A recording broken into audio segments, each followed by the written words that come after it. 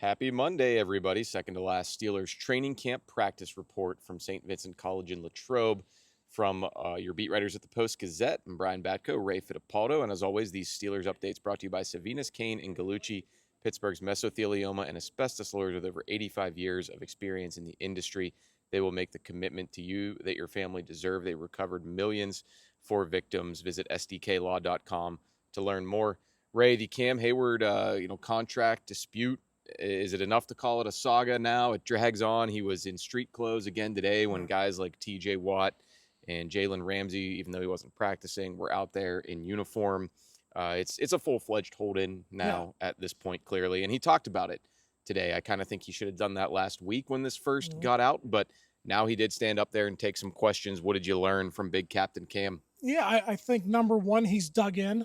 He was asked if he would consider holding out into the season, and he said it's a possibility. So I think that's the main headline. But there are two other points that I took away from this, and really they kind of in Cam's defense. Number one, he said he and his agents approached the Steelers first in late February at the Combine about adjusting his new contract. They just really kept it on the down low. Mm-hmm. And then the second thing that was interesting, and I think a lot of people assume this, but after his injury-riddled season in 2023, the Steelers asked him to take a pay cut.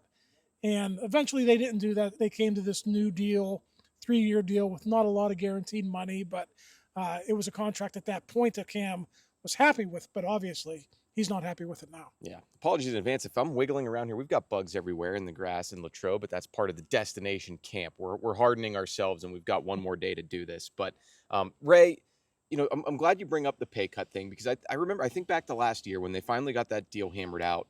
And I think a lot of us did realize, okay, it's kind of a PR win for Cam that he's, he's not going into the last year of his deal anymore. But it was a very Steelers-esque backloaded contract where you sort of had to prove it. And, Cam made the point that when they were in that room, he basically told them something like, I'm going to come back to you again after I'm all pro.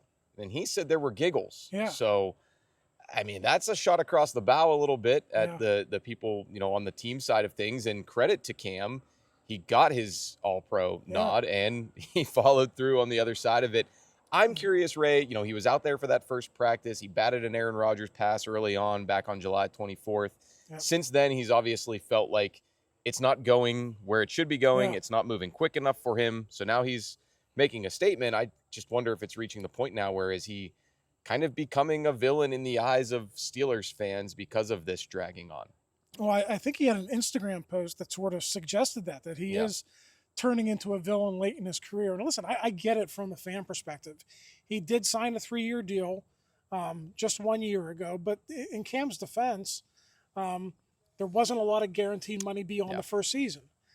He pretty much is going into the last year of his deal when you look at guaranteed money, so I'm sure that's his contention. But also, if you want to look at the Steelers side of things, and I want to be fair about this, he has already collected $30 million of that $45 million contract. So I could see the Steelers side of this. I could see Cam's side of this. And I think that's why we're kind of in this tricky situation. I think it's kind of a conundrum for both sides. And I do think eventually something will get done. I think right now what Cam suggested was, and there's been reports about this, just advance him some of his March 2026 roster bonus, get it done in that way. And right now they're probably haggling over, okay, we want to give him $3 million, $5 million, $7 million. How much is that advance going to be? And the other part of this, too, they have time to haggle. Yeah. They have time to think about that from 27 the Steelers' perspective. Correct. Yeah. So, and as Terrell Austin said this morning before practice began, before we heard from Cam, he's got 63,000 reps or whatever at practice and in this defense. So anything from Mike Tomlin on that matter, or did he pretty much stiff-arm those questions on his longest tenured player? Yeah, no, he pretty much stiff-armed it. But, Terrell Austin was pretty solid on that. He was asked multiple times about what Cam has to do to get ready. And he said, listen, we've been through this before with Cam in 2020. Cam signed, I think, 5 days before that season started. They went through this with TJ Watt. TJ Watt signed 2 days before, his holdout or his hold-in was over. And what did he do? He went out and had that monster season where he tied the NFL sack. He even wreaked havoc week 1 against the Bills. Yeah. So it wasn't even a slow start. He had a strip sack of Josh Allen in that game. So Terrell's point was these guys are pros.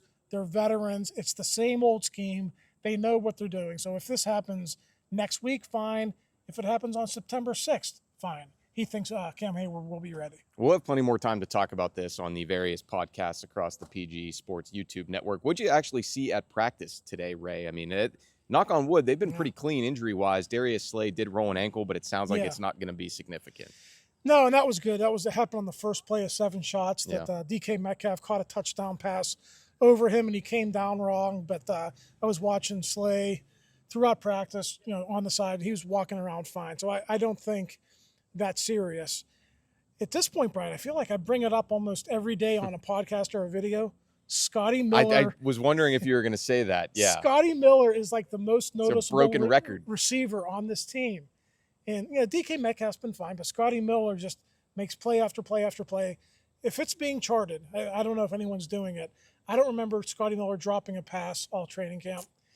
There might have been 1 or 2. He didn't get 2 feet down on one rep and 7 shots. See, I thought today. he did, but then someone said, I think our buddy Mike Pursuta from DVE said he thought he tapped 1 foot both times. Yeah. So we know that from the George Pickens issue last year. Was that against the Cowboys maybe?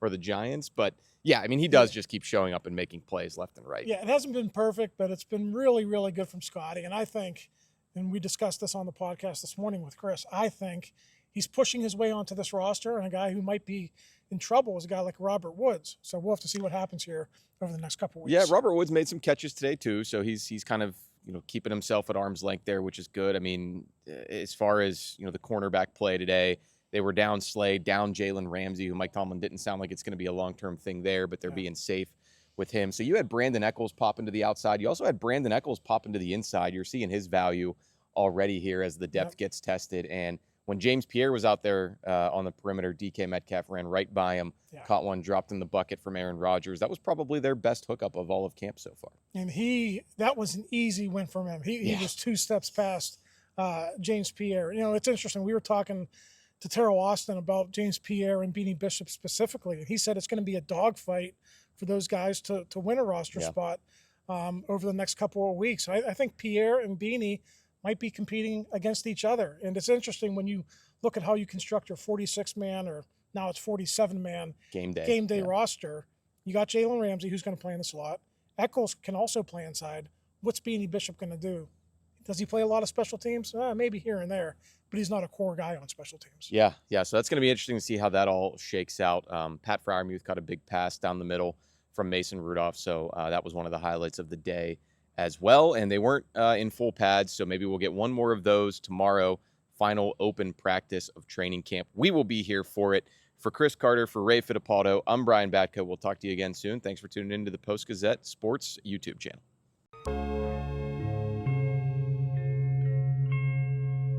Thank you for checking out this content from Post-Gazette Sports. If you watch this video on YouTube, please like the video and subscribe to our channel.